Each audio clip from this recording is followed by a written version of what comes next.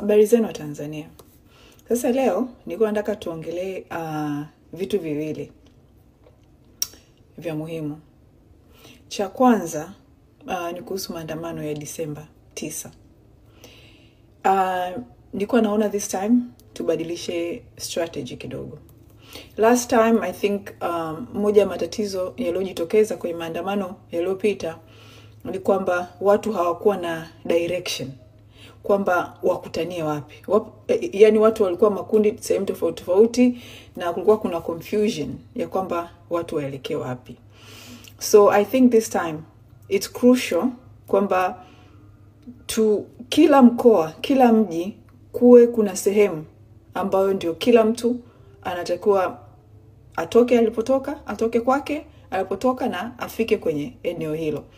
Siyajui vizuri maeneo ya miji ya Tanzania, lakini kwa mkoa kama Dar ningesuggest kwamba makutano yawe posta ya watu wote. Kwa hiyo naomba kwenye hii post, naomba tushauriane. Je, mnaona hii ni idea nzuri? Tuendelee nayo au nyie mna idea gani? Na kama ni idea nzuri pia tungesuggest kila mji makutano yawe wapi, ili kila mtu anapotoka ndani tarehe 9 ajue anaelekea wapi. Na na pia inabidi tuhamasishe maandamano haya yawe ya kila mtu, tusiwache Gen Z peke yao.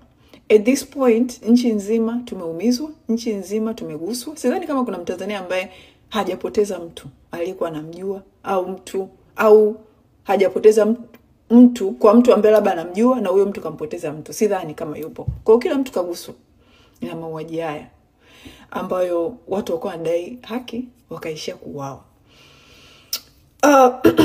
Kitu cha pili ambacho nilikuwa nataka tukiongelee ni kwamba nilikuwa nataka tuje we should come up na hashtag ya kuhusu kukataa utalii kwenye nchi yetu.